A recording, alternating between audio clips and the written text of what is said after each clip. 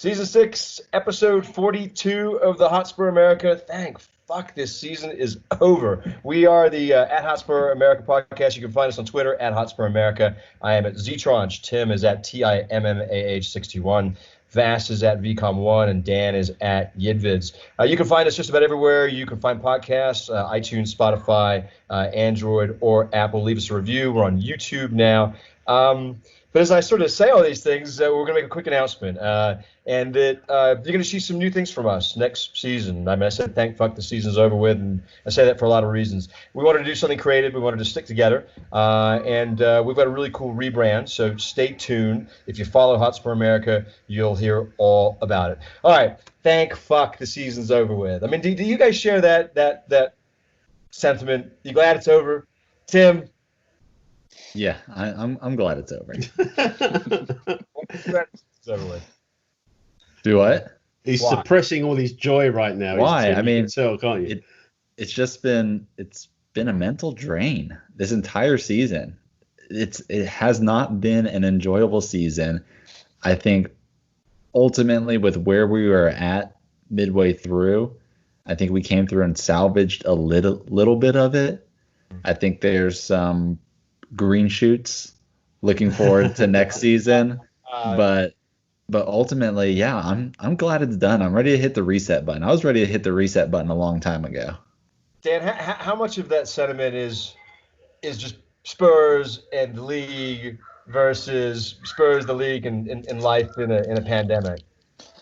Well, it's July the 26th today, which is ridiculous. This pre-season time now, isn't it? Like we'd probably be watching us play Valencia in a friendly right now, usually. Should be on tour, right? Exactly, yeah. So it's just been a bad season. Like Tim said, green shoots, and we've definitely pulled back saved some face for the last month or so. It's just I kind of want to just start with a fresh now, clean slate. Reno needs to show us what he can do with a proper preseason, not a COVID preseason, and players fit and starting all on the same level at 0 points. We'll wait and see. Best, we all needed a break, didn't we? It was time to end this bitch. We did, but we got a break, sadly, because of COVID. And had we not had that break, then who knows if we'd have finished as strongly as we did. Yeah. It could have been a whole lot worse. But like you guys, I'm thankful that it is done and dusted and in the bag. We're in the Europa League next season, which is not where we wanted to be when this campaign started. But, we'll take it right now and see where next season takes us. And in fact, we've only got, 6-week break now? New season starts on September 12th. So, yeah, we go again. Yeah, you make a great point there, and I hadn't really thought about that. I mean, Tim, do you think that we'd have a Europa spot tied up had it not been for the break? Break really helped us. 100% break helped us. There is no doubt in my mind that we would have missed out on Europe altogether without that break. Yeah, I mean, you got to think about it. That would be maybe 4 or 5 matches without Kane that we would have had to play these last ones. Yeah. Of 9 matches, half of them we're dealing without Kane, who really had hit his stride towards the end. A good number of those you're doing without Son. You don't have Sissoko in there. Who else was injured? Stevie B had just picked up an injury right before then. Yeah, Lamella. Yeah, it was looking grim. Yeah, no, that's a great point. I didn't really think about that. I mean, we're going to talk about lots of stuff. Let's spend a little bit of time in the match review about Palace. I think there are some things that are worthy of talking about. List a question to get us going here. Zach, he's at Raider_ZZ. Do you think it was a mistake to start Dyer over Sanchez? And what do we make of Dyer's performance? And what do we also think of Dyer getting a new contract? So given the fact we're talking about Dyer, I have to sort of turn this to the guy that has Dyer on his back. So, Tim, what do you think about Dyer starting today? Well, I'm just wearing a regular polo right now, so it's not on my back. But I do have a Dyer kit.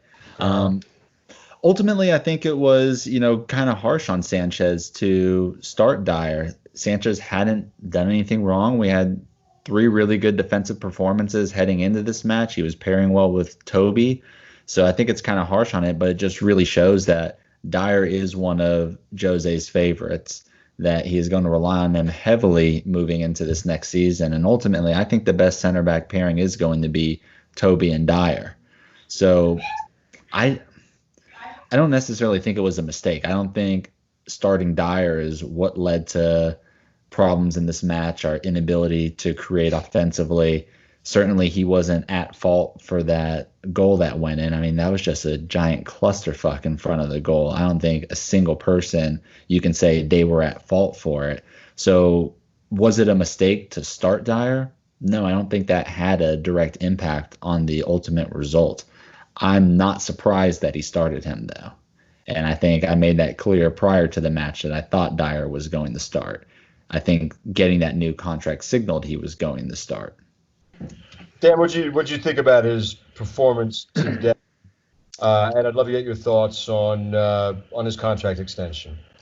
Well, I think it's sound business to sign him up for a new contract. I think, especially in these times where we're not going to go out and spend much money, or as much money as I think we would probably need to buy someone better than him.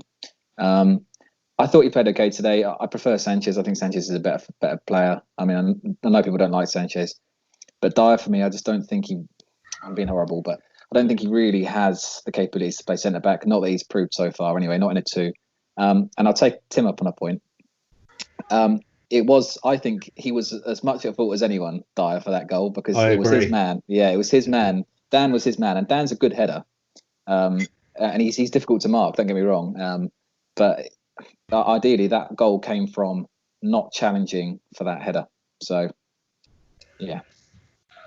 Yeah, talking about the goal, I mean, Dyer and Sissoko just jumped into the air. No one was marking Dan.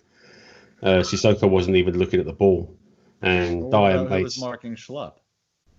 3 guys, and not a single one of them was on him. So how are you putting that on Dyer? The ball fell to Schlupp off of a deflection. I mean, that's hardly okay. Yeah, but Dan didn't score the goal. Schlupp scored the goal.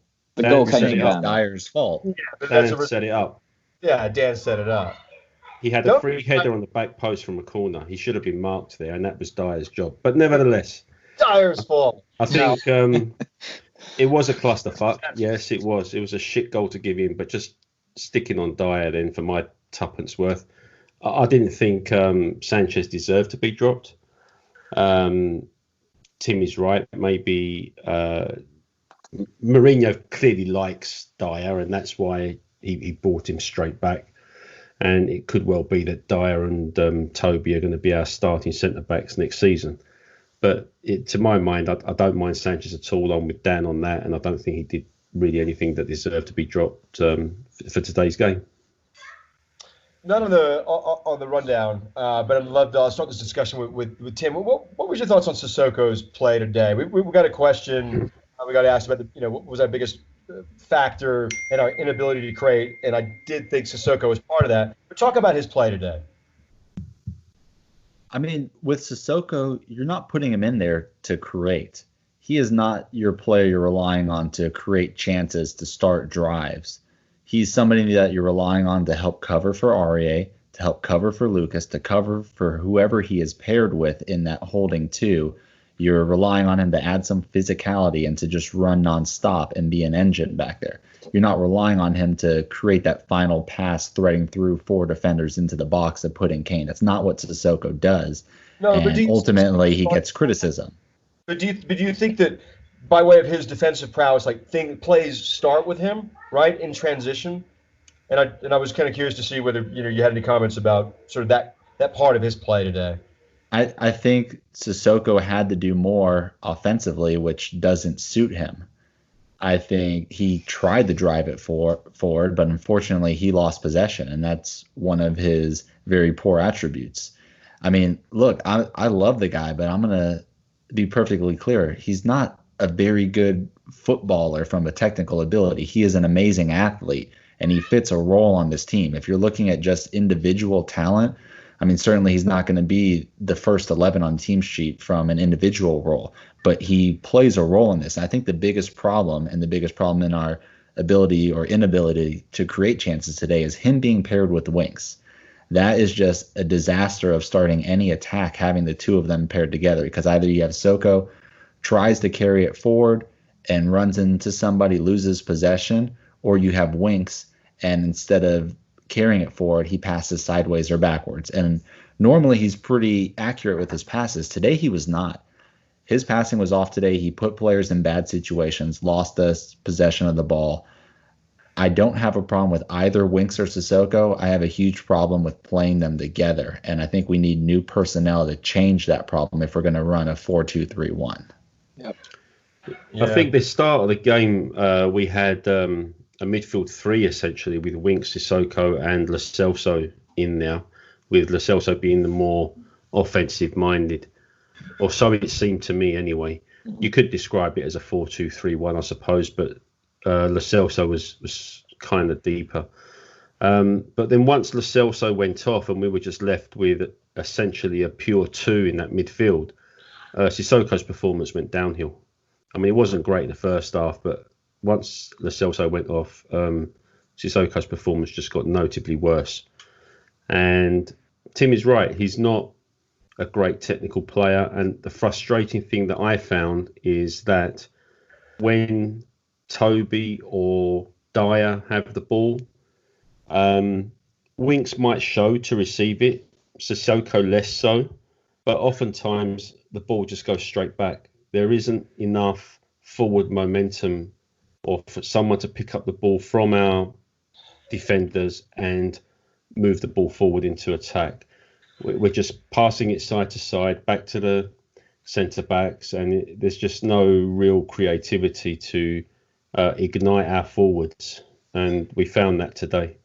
Yeah, we had a good question from Nathan Cohen at Nathan Cohen 17, and you know, he's talking about how sloppy we were today, and are we writing it off as one game, and you know, you've talked about how Tim talks about how Sissoko and Winks is just that there shouldn't be a future midfield with the two of those together. So Dan, I want you to talk about Harry Winks and where he fits into things, and I'd love just your views on him as a footballer and what kind of future you think he has with us.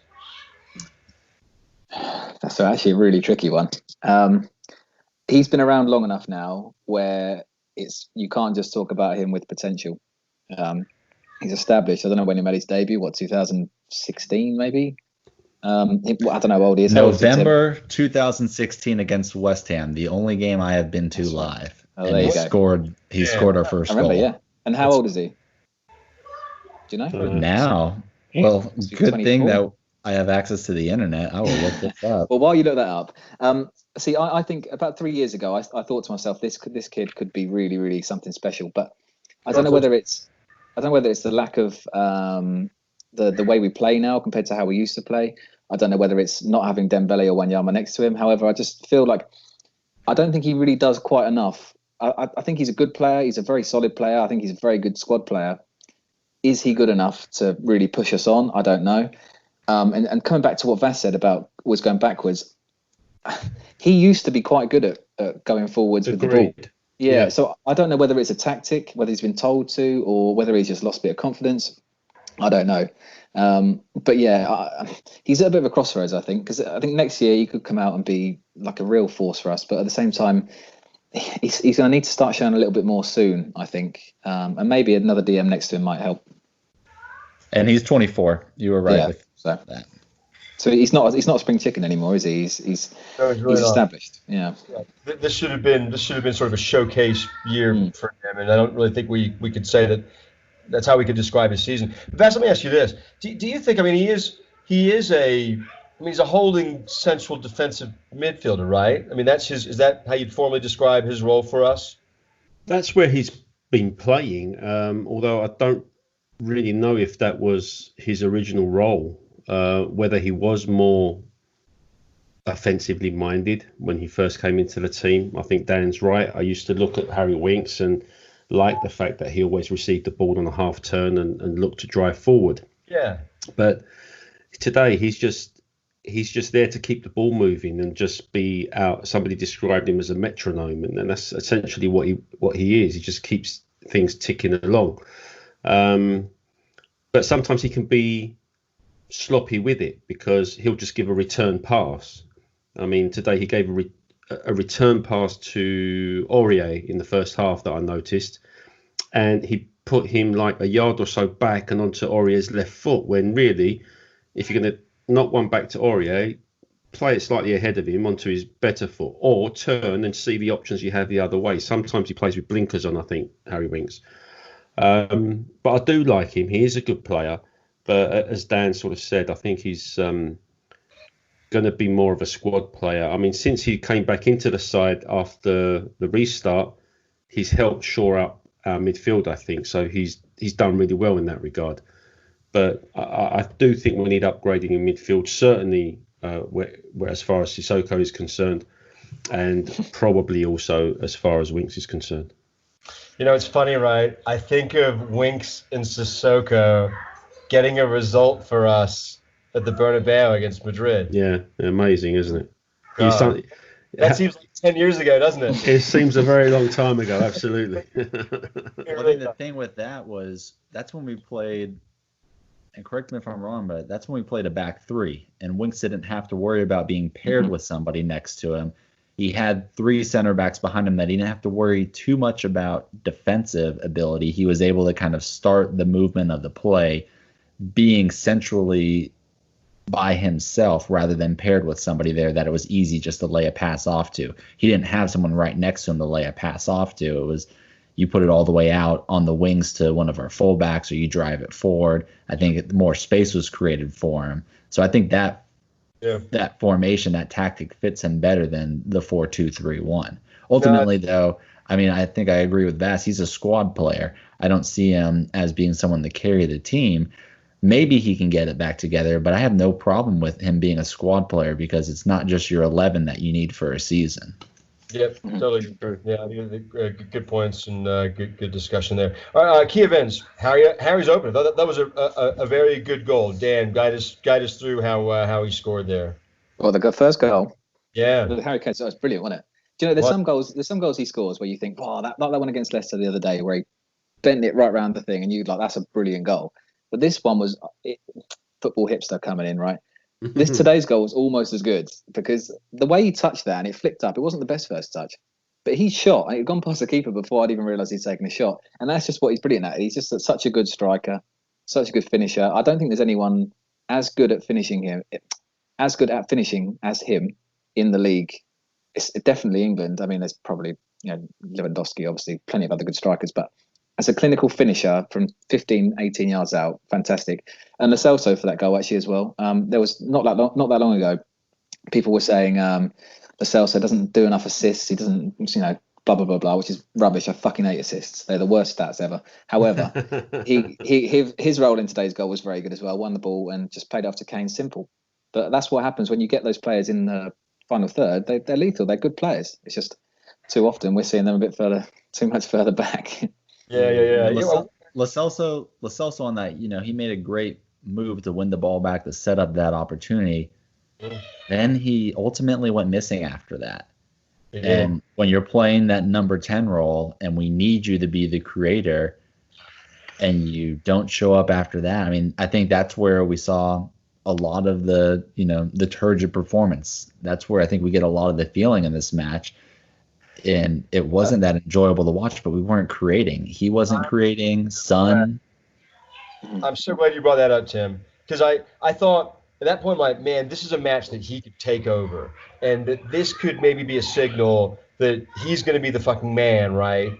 And that's not a very good Palace team. Let's all agree on that. That's not a good Palace team. And so if there's ever a place where you think that he could just roam around and really look like a star, you thought it would be today. And after that goal, I thought, wow, here we go. And yeah, you're right. He was tepid. So, I mean, what is that? Do we need to read into that? This was not a good Palace team. You're right. Absolutely right. And they played us off the park.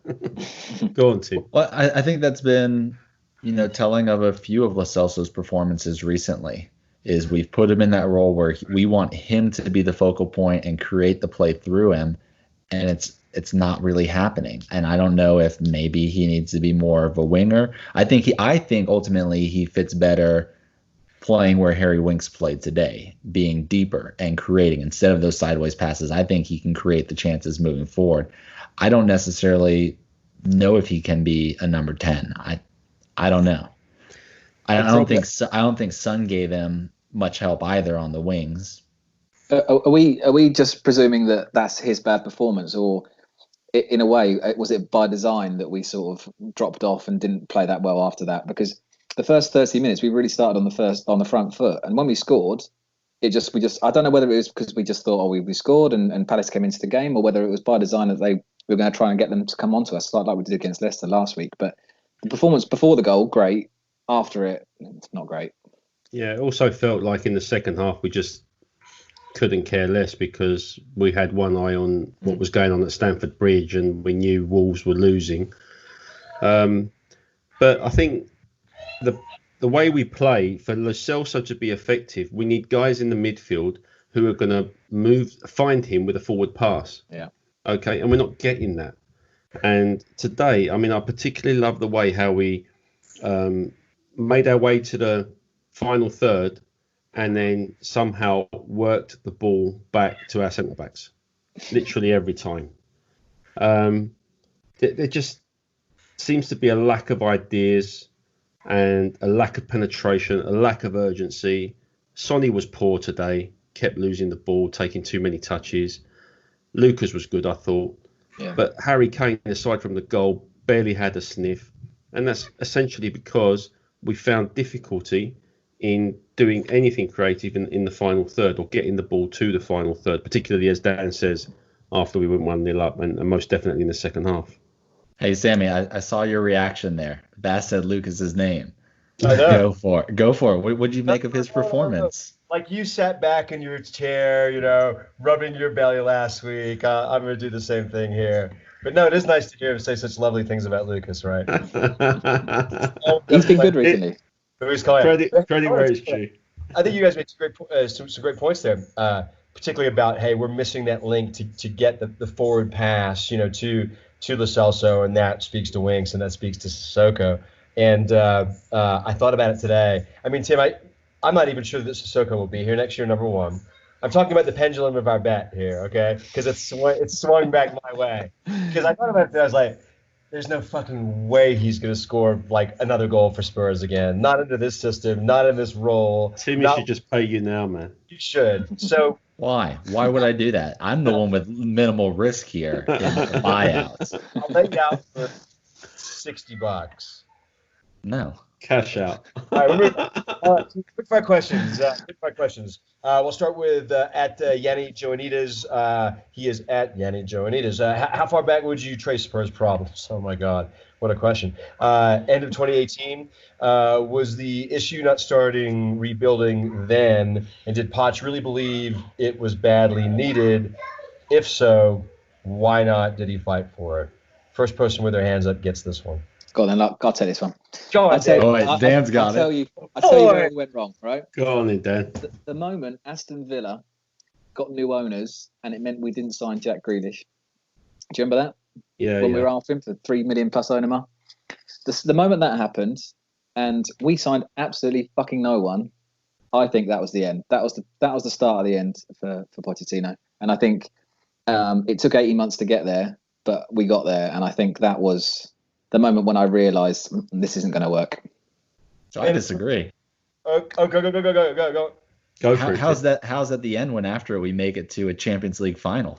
Yeah, but but how is that the end? That's what I think the end is. The start of the end is the Champions League final. The mental impact it had on the players, especially with Lucas getting us there with a hat trick and then not even starting the match.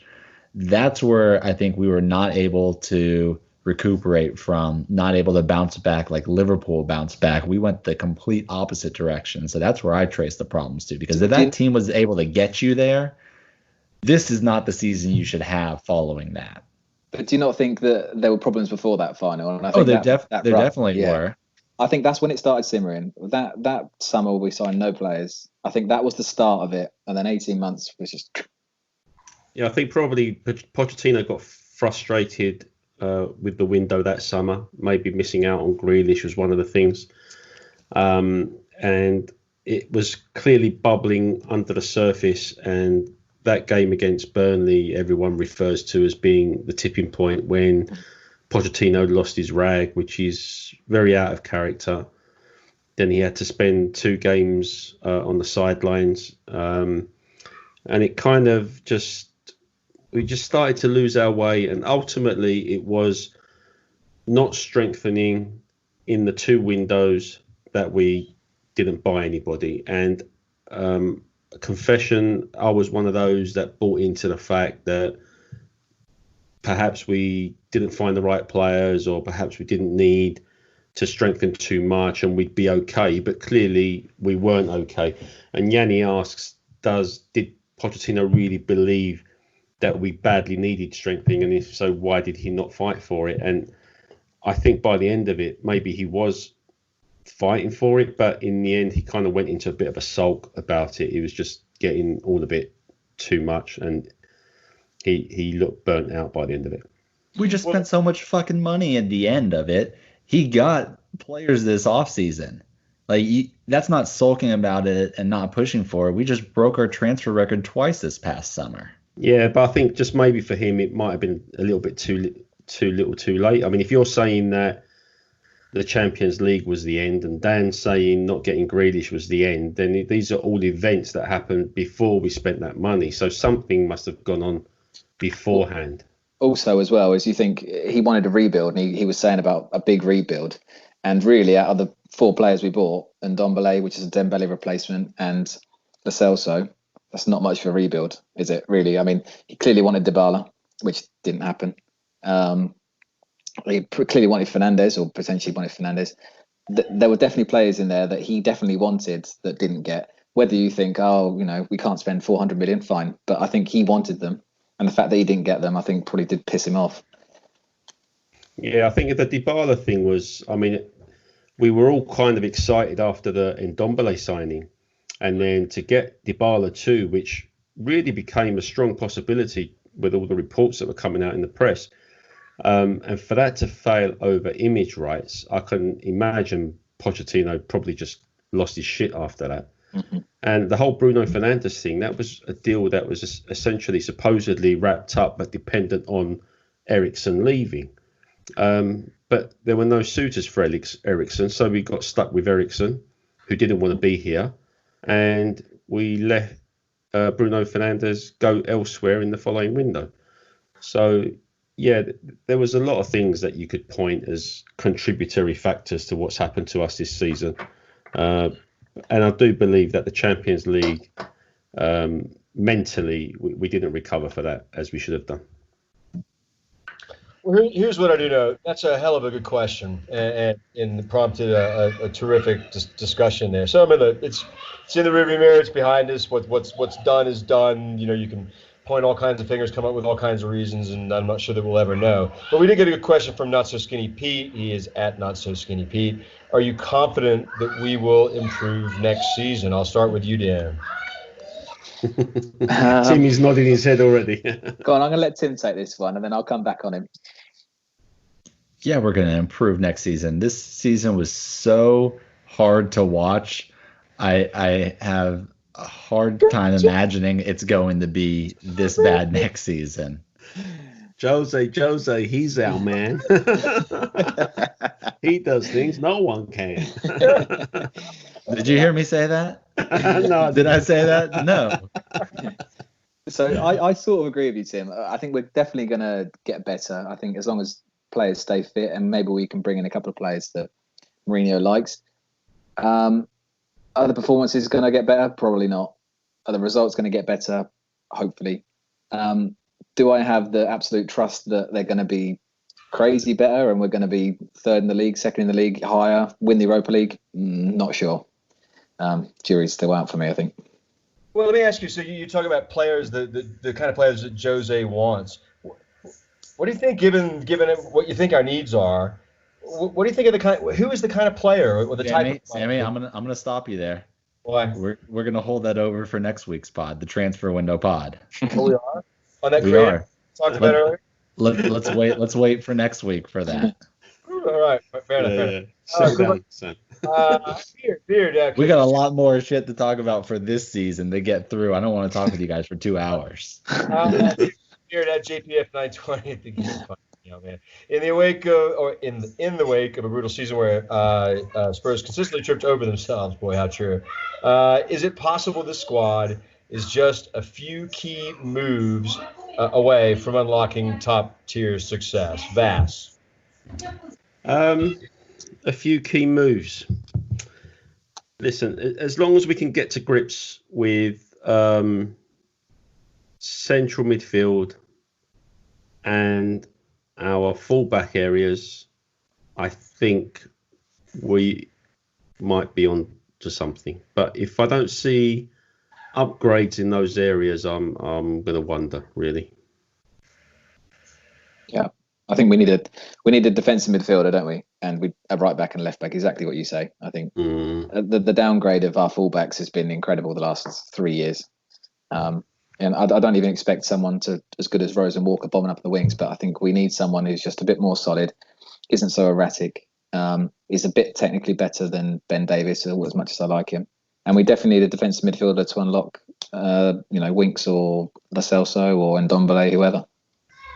And this Højbjerg fella from Southampton seems to, I guess, be the leading candidate for that role, right? Timmy. Don't shake your head, Timmy.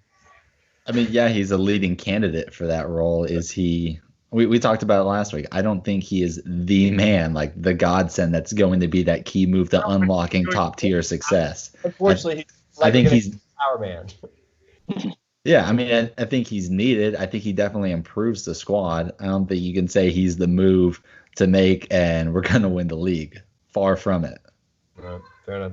All right, so we had a new coaching appointment announced this week. Current technical analyst Ricardo Formosino is leaving for a head coaching position. So João Sacramento is going to be taking over that role for us. Jose said a deal for a new coach who has a history and connection with the club is already done and waiting to be announced. So who do we think that is? That's I have to ask you this. And who would you appoint? Well, look, rumours at the moment are that Ledley King's going to get appointed to the backroom staff. So I'd be happy with that. And, yeah, not much more to add to that because I think it's pretty much done and dusted. I think someone in the Evening Standard, it might have been Dan Kilpatrick, has already reported that might be the case. I heard that our Timmy wants Sherwood instead. You probably would. I mean, look, he's got a great name, so that already puts him above the rest. No, I like Ledley being the appointment. That's who I think it is. He already came in and worked with the squad some this season at Jose's request.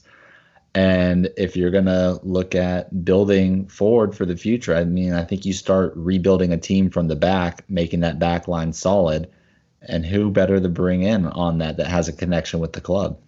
You got to forgive me for bringing this up. It's not on the lineup, but I saw some of this, and I was really astonished by this on Twitter. Guys that were having a debate as to whether or not he is, one of, should be described as one of the great Spurs defenders, and we've had, lots of them over the years. I mean, Bass, you've seen some great defenders here. I mean, this Ledley, even with a somewhat shortened career, does he describe to be one of the best defenders, ever at Spurs? Yes, I think he's really unfortunate with the injury on his knee. And had it not been for that, I think he would have been a regular centre-back pairing for England with either Rio Ferdinand and John Terry. In fact, I suggested he would have been a better partner with Ferdinand than Terry was. That's how much I rated Ledley King. And there was a time also when he played defensive midfield on a few occasions, and he did that one time for England against Argentina, I think. And he basically had Riquelme in his back pocket all game until I think he got injured. He had to go off. I can't quite remember. No, but I rate Ledley King very, very highly, and it's just a shame that I mean, the man couldn't even train in the last couple of seasons. He just basically turned up and played. and he was still by far our best defender. So that kind of says something about the guy. This is a good way to put it. If he wasn't injured, he wouldn't have been at Tottenham past 2006. Because the one thing as well you forget about him is he was left-footed. So that left-footed centre-back is a key area for everyone. Everyone's looking for that left-footed centre-back. He'd have been at United. He'd have been anywhere he wanted to be honest. Really left-footed? I think so, yeah. Unless I'm going mad. Am I going mad? No, I think United did show an interest in him. Yeah. If he wasn't injured, he'd have been at United. He'd have won everything. So, well, as I said, I was really surprised and taken aback at sort of some of the negative tone against him on Twitter, and somebody point out that in 2004 there was a rumor, or a chance that he was going to go to Chelsea and that he was going to be bye Spurs. So, look, I think he was a great player, and it's nice to talk about one great Spurs defender and transition into another. Jan Vertonghen ended what I think was an incredible career at Spurs. He is in my list of top defenders at Tottenham. Clearly, Mia thinks the same way. Hey, Mia. Where does he rank? Where does he rank for you, Vass? Jan? Yeah. Oh, he's up there, definitely. One of the best in the last couple of decades for sure. I mean, in the early 80s, we had Graham Robertson and Paul Miller, who were a great defensive pairing, but they were real kind of rugged defenders. And then obviously we had Judas in the early 90s, so he can fuck off. Yeah, less about him the better. Then obviously Ledley was fantastic, but since Ledley, it's been Jan, hasn't it? Jan and Toby have been outstanding, and Jan deserves so much credit. He's stuck with us for 8 years as well. I know he kind of reached a low ebb under Sherwood, but he kind of found himself again when Pochettino came back, and it was a Rolls Royce of a defender, absolutely.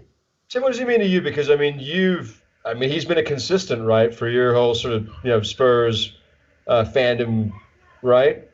My first full year supporting Tottenham was Jan's first year at the club. I was studying abroad over in England when we signed him. And so, I mean, it's huge. Yes, he has been consistent here. When I play my men's over 32nd division indoor league, I wear a Vertonghen jersey. I do. Yeah, I do. I figured you had a soft spot for him. I mean, he's on my list of players. Like, man, I feel really bad. Like he didn't win anything for us. I felt like he was fun to watch. I saw the description. I've never thought about him before. Dan, am I wrong in like thinking it fits? He was a Rolls Royce defender. Mm. Yeah, absolutely was. Yeah, he just had class. He was almost too good on the ball to be a centre back, wasn't he? Do you know what I mean? You could tell he could play further up the pitch. He was never the quickest, but good, decent enough in the air. Good awareness. Again, just a good footballer, and you can tell he got schooled in Ajax. I mean, we've pinched a lot of players from them, and they can use that football really well. And he was a good defender too. Yeah.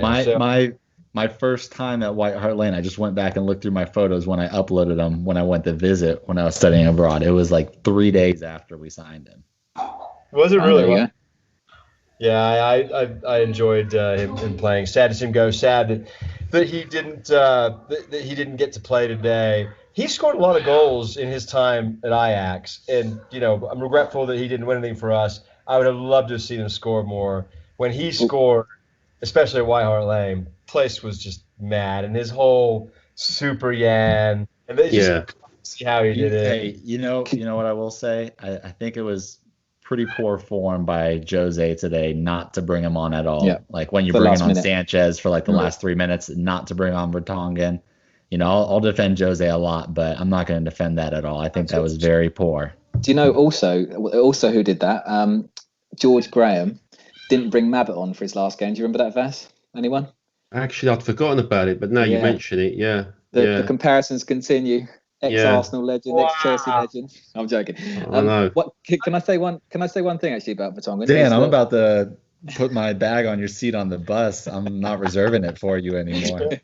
Fine. Let me say one thing about Vertonghen though, is that we finished level on points with Wolves, and we needed to finish above them to finish in the Europa League places. Let's go. Vertonghen scored in the 92nd minute at Wolves. So without that header, we probably wouldn't be here. So great shout. I'm really glad. Yeah, you know what? That's a terrific point. We should send out a tweet reminding people of that. Without that header, Sam would have quit Spurs. He would not be potted today. I'm ready. So you know what? If I quit Spurs, you know what I'd do? I'd pick up Ajax and I just follow Eredivisie. That's what I'd do. All right. At least we'd be able to win things, right?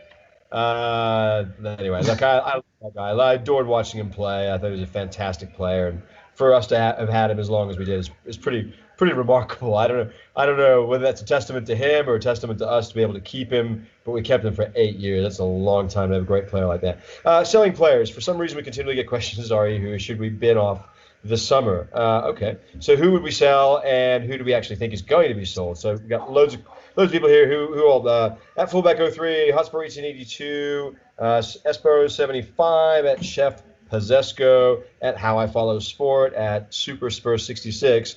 Ask this question. I suppose I have to start this with you. I hate this question. I really do, because everybody thinks everybody's like, oh, we got to sell Hugo, we got to sell Dyer, we got to sell Davies, we got to sell REA, we got to sell Rose, KWP, Winks, Sissoko. Let's get Ndombele Gum over there too. Let's bin off Delhi. Let's also get rid of Lucas. Son sometimes pisses me off, so let's get rid of him. Anytime somebody has a bad game, let's get rid of them. And then you're left with not even able to field a full starting 11 with all the players that people want to bin off. It's fucking ridiculous. I hate that question because it's not playing FIFA. You're not here doing what is the game that you're not Football Manager. You're not just starting 11 players. It's about an entire squad. You can't just sell everybody. It's ridiculous how many times our big name players look. Delhi is not being sold. I'm telling you that right now. Jose loves him. It's ridiculous to think you would sell him, especially in the current financial climate. I hate that type of question. Now, players that I realistically think could be sold are going to be Foyt, Rose, Kyle Walker-Peters, Cameron Carter-Vickers. I think those are the 4 defenders you can look at that are realistic options to be sold. Midfielders, it gets a little tougher there, but possibly Winks. That I would not be too surprised if he got moved on from if we're bringing in Højbjerg. Or the Ndombele headache. If Jose is just done with it and wants to move on, that one's a possibility. Aside from those, 6 players, I don't see anyone else moving on. Can I jump in? Yeah, go for it, Dan. I think Ndombele is going to go. I think if we can I think if we can get anywhere near the money we paid, but what I think we'll do is I think it'll be one of those 2-year loan sort of situations that Coutinho's doing at Barcelona at the moment. I think he'll go. I think the relationship's gone. For me, I just can't see it happening.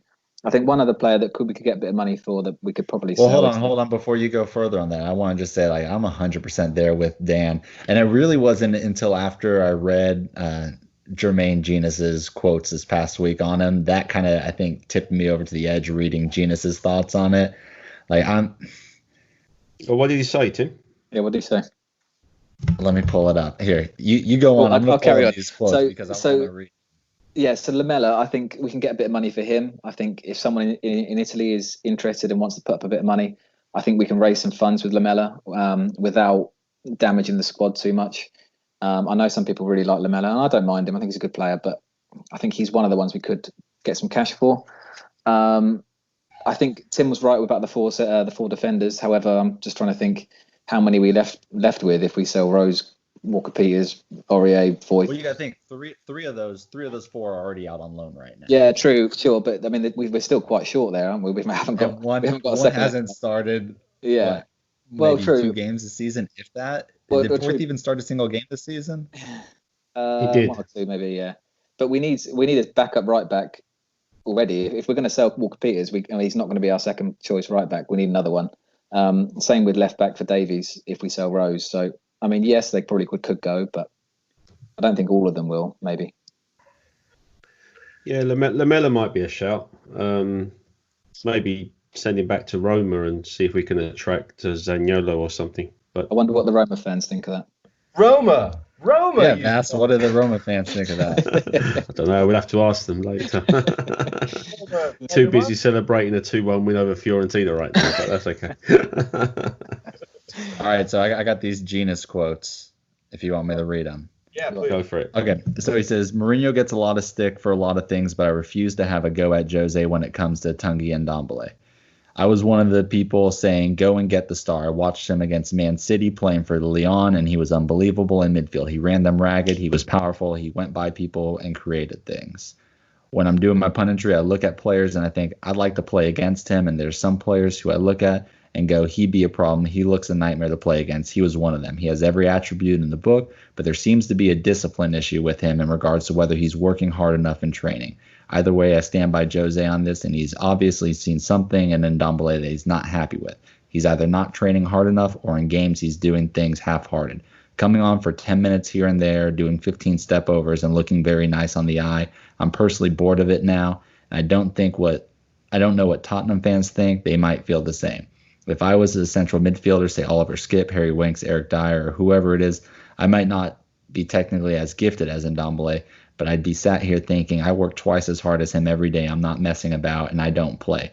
That's right, and I'm glad Mourinho has taken that stance. Having spoken to players Mourinho has worked with over the years, the stance he takes with world-class players, and he expects them to respond in a certain way by proving to him that they're not that person and that they will deliver and they can be one of his lieutenants. And then he goes on, Ndombele's had a whole year just having a year off, basically. I'm struggling to get my head around coming into a new club, costing £60 million, which was a record transfer, and basically been nowhere to be seen. Yeah, he's right. And I think, and I agree with Gina's completely. I mean, how are you going to come in and you are a record signing and you do nothing for us? But isn't it Mourinho's job? It was Pochettino's job too. Don't put this on Mourinho. It's everybody's job, and he didn't fucking perform for a single person. At least Pochettino was playing him. Pochettino was playing him. Mourinho. Yeah, and then he playing him when he had an injury, and it made it worse. It's the coach's job to get the best out of the tools that he's got.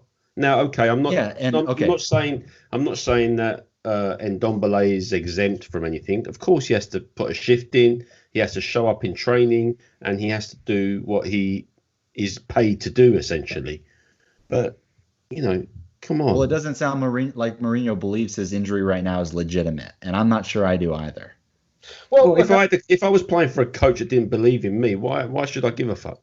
But hang on a second. I remember, Bash, even you pointed this out, that Mourinho, before the start, got in trouble because he was up in Barnet, up on the Heath, doing a session with the guy. So I have no idea what's going on. Yeah. Well, I don't think the Spurs nor even Mourinho are at fault here for not showing love to him and support to him. And you know what?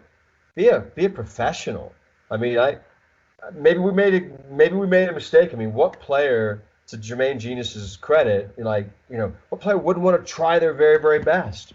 And I think Genius rightly points out that he hasn't been. And I think as Spurs fans, that's all frustrating for all of us. By the way, and Sam, as clear evidence on the pitch, you see that he doesn't try his best. Yeah, You've seen him give up when he's come in as a substitute and only been on there for 10 minutes. He's given up. Man, why wasn't Pogba playing under Mourinho for Man United? Why wasn't he playing? I don't know. I mean, he's playing now. He's doing well now. 80% of Ndombele's talent if he just give 100% of his effort. He's that good. It's frustrating. I mean, forget about the record signing thing. There's a terrific player there. So I understand Vass's frustration about, well, shouldn't a great manager do it? Why was he a success at Lyon? I mean, we're not Liga, experts, and my sense is that you can hide in a manner, like he's trying to in this league. There, you can't do that in the Premier League, and I don't know. I mean, it seems absurd to me, Dan. Look, why was Albert Hainsworth as successes last year at the Redskins and then didn't do shit for the Titans? He wanted a big payday. He played when he was on the stage against City. Against Manchester City, he wanted his payday, he got it, and now he's just sit back and collected a fucking check as one of our top earners the entire season. Maybe that's what we got. And to Dan's point, maybe if there's a way that we can get him off, and I don't know. Let me think about it. Dan, I'll ask you this: would you do a straight swapping? I mean, the different players, I suppose. and just do a straight swap loan 2-year transaction? We give Barca and Ndombele, and you get Coutinho? No, not at the moment, because Ndombele's got 5 years on his contract. I'm not sure how long Coutinho's got, but I expect it'd be that he's smaller. What I mean is I don't necessarily think the swap deal is the best idea with him. I think unless there's a real player that we want specifically, but I think just the way of doing a 2-year loan, get like a £30 million loan fee for 2 years or 25 million. He comes back, we sell him with 3 years left in his contract, and he's still worth 25-30 million pounds. So we recoup our money in sort of stages rather than all in one go. I also don't imagine that we've probably paid Leon all the installments if we did purchase him in installments, as in for like incentives and stuff like that. So yeah, I don't know, but I think if possible, if we can recoup the money in some way or another, I think it's definitely going to happen. I think as sad as it is. Well, whereas I would have thought that would have been an absolutely absurd idea. I completely see the point in that. Right? It's like, wow, we didn't want to have a record signing project.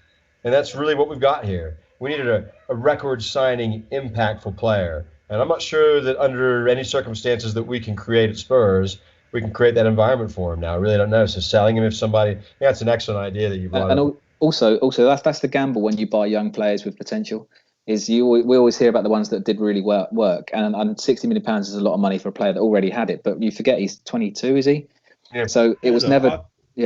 I don't know how you can excuse someone like Sissoko by saying he's not technically gifted, but he's an athlete. So he's good at running and he's good at powering forward with the ball. So that's all he should do.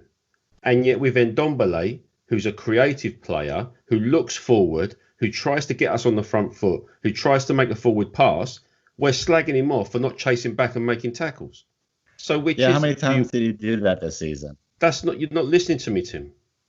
But that's the point. That's why I slag him off and not Sissoko, because Sissoko's actually contributing to the team. Right, so why aren't you not giving us shit? Why aren't you slagging Sissoko off for not putting us on the front foot? You're telling me that's not his job. I'm telling. What the fuck what are you asking me? That's like apples to oranges here. No, it's not. One of them's playing the game, the other's sitting on a fucking couch at home because he doesn't want to injure himself. No, you're not getting me. You're excusing Sissoko because he's functional. I'm excusing Sissoko because he is actually playing for the badge on his shirt and not fucking walking on a pitch. Really? That is exactly why. Because I'm frustrated that Ndombele has all the talent. I thought he was the player to take us to the next level, and he does not care, and he doesn't try when he's out there. That's why I excuse Sissoko, because he will actually run and try, and Ndombele we have seen will not. Even though he's shit. I'd rather have a shit player that tries, I'd rather have a shit player that can actually play and put in a tackle than an amazing player who lets someone walk by him and put in a goal. Timmy here, I'm glad Timmy never watched Glenn Hoddle play, man. He'd be so pissed off with him right now because he didn't tackle back or Berbatov. No. We all knew that about peace be upon him. But the things that he did, the good things that he did, and there were many things in a given game that he did, you were in such awe of him because I know. Listen, I'm being. But I'm with Tim here because I think that's such an extraordinary. Look, God has given Sissoko all the talent God's going to give him. Sissoko's not going to all of a sudden become like Messi, right?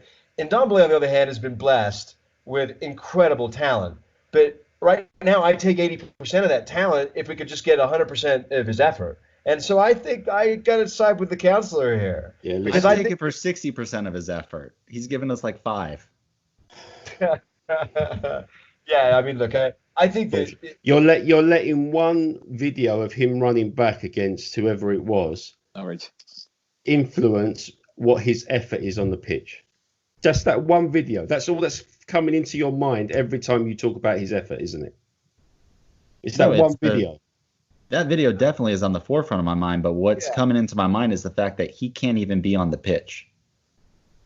He's not impactful for us. He doesn't make us better in the mode that he's playing now. All I'm saying is I'm not dismissing Ndombele his effort. Okay, he has to pull his socks up too. It's down to him to prove himself. You're quite right. But when Mourinho makes his mind up on a player, as he did with Pogba, as he did with De Bruyne, as he did with Mata, as he did with a whole load of other players, Okay, they don't get a look in, and somehow in the media, it's those players that are to blame because they're either not doing it in training or they're not carrying out his instructions or whatever. He doesn't seem to have the ability to get it out of them, and he sells them, and they go and prove themselves somewhere else. So we'll wait and see on Ndombele. You could be right, Timmy, and I'll be first to acknowledge you. But I hope I'm wrong. I suspect there's more to it. All right, it's a great discussion, and I look forward to year or two down the road coming back to this because it'll be interesting to see what happens. I think there's a great player there. I'm hopeful that we can make him a great player for Spurs, but I don't know. Let's see what we got. New season. First match September 12th. This new thing that we're doing, that's going to be before then, right? Oh, wait, jump on the player questions from this season. Quick fire them, Sammy. Where am I? I lost my spot, to be fair. Season overview. Season overview. Timmy, where did it all go wrong? Quick fire. Where it all went wrong. Well, I've done what you asked me to do. Now you waffle? Get on with it. We covered that earlier, didn't we? Where it all went wrong? I think we did, yeah. Yeah, we covered that in depth. Damn it. All right, who's your player of the season then? I don't have a player of the season, and that's unfortunate. I don't think there's one player that you can point out and say he was really good throughout the season and deserves it. And every player, I think there's points that you can point out where they did poorly. All except one, I think. Okay, Dan's got a player of the season. Let's hear it. Well, all except one, because Harry Kane has scored consistently. The only point he didn't score was when he was injured, and we can't blame him for that. I think in any normal circumstances, he wins player of the season every time. It's just because we expect so much of him that when he scores slightly less, we don't. So, and it comes back from the injury that he came back from. Exactly. Surgery. Yeah. And that's why I don't think I thought of him at player of the season is just the extended time of being out. Yeah. And Sonny swept all the awards last week, didn't he? Every single award, he got it. And it's like, I know we've been talking about Russian interference in elections on both sides of the Atlantic and what have you. We're getting South Korean influence here, man. It's got to be. Well, there wasn't many options. Love the guys to bits, but nobody else is getting a look in. No, nobody is at all. Sammy, who was your biggest disappointment of the season? Oh, wow. Well, obviously Ndombele. You know who my player of the season is actually Serge Aurier, and here's my thinking as to why. First of all, he lost his mom, or lost his brother, and played through it, which I think is really remarkable. And I'm not going to question why he did that. He did that. I think it was ultimate professional move. But he always gives us something to talk about. So I'm grateful for that. There are blinding moments of brilliance out of him, and there is just unfathomable, almost undescribable, calamitous moments with him. And I guess I can find a way to appreciate both. So he's my player of the year. Dan, who was your biggest surprise? Ndombele being quite shit. No, I'm joking. I rate Ndombele. I think he's probably our best player. But biggest surprise.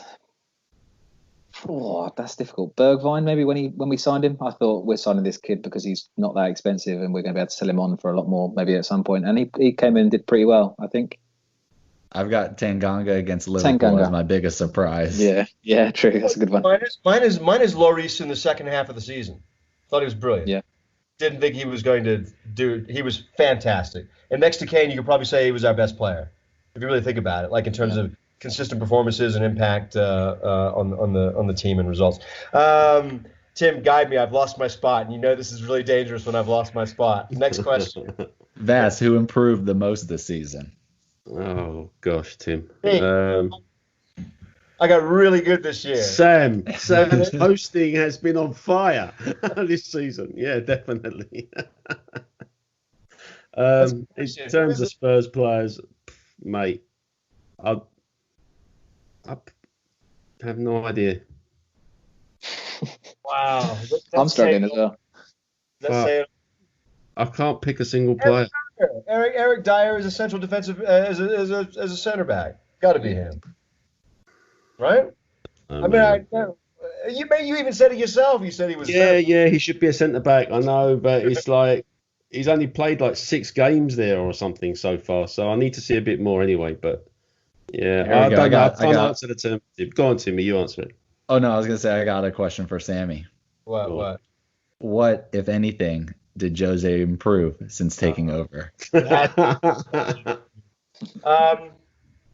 You have to give him credit for some defensive stability. I mean, the results speak for themselves, and there weren't a lot of goals that were scored against us. And so I think that I don't think that Dyer is our best center back, but I think that he created sort of a foundation back there that served us well through these results. And I think we're in Europe.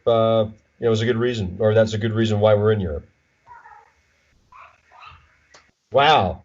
Are you surprised that I am surprised. I'm surprised you actually said he improved something. You see my Jan in, Mourinho out. I would have loved that. Oh my God. Tim's gonna get a cigar on in a minute. All right. I mean, what's going to be our strongest area going into next season? Please tell me I haven't asked that question. No, you haven't asked it yet. You're on track here, Sammy. Strongest area. I mean, I think you got to go with who Dan pointed out as player of the season. It's Harry Kane as our strength, and now he's firing in goals again. And this is somewhat of a mini preseason for him. Yeah, because this is the last break he's going to get for about 2 years, judging by the Euros next year and the World Cup the year after. So I hope he makes the most of that golf he's going off to do in the summer. All right, I'm gonna ask the ultimate bastard question, and I'm going to ask it to Dan because I think he's the only one that'll feel okay that I ask him. What are the odds that Harry Kane will be here when we're podcasting on this new thing, the beginning of 2 seasons for now? He'll be gone. You're saying so 2 seasons from now? 2 seasons, yeah. Saying, what's the probability this is his last season at Spurs? Forgive me for asking such a miserable question. I think this is going to really bring everyone down, but I think it's highly likely. I mean, he's contracted till 2024. So this time next year will be 2021. He'll have 3 years left. It'll be the last time Spurs can get really big money for him. With 2 years, it sort of drops a little bit. It'll be his last big contract.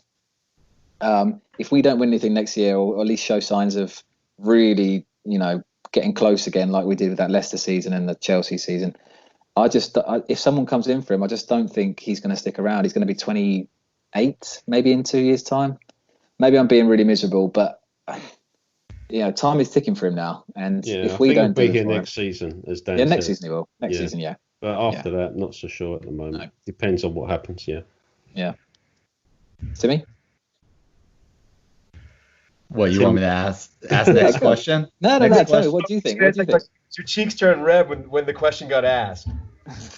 I want to know why. Why is Harry Kane going to be here or not be here?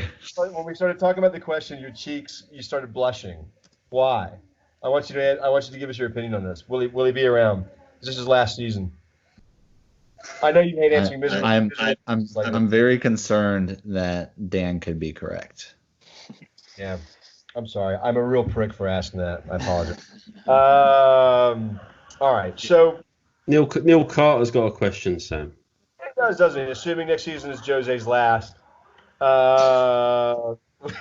would you happily accept Mourinho ball for the 1 season if it got us silverware? We kind of touched on this last week. Who wants to take a stab at that? Yeah, I think Bass is the one for this.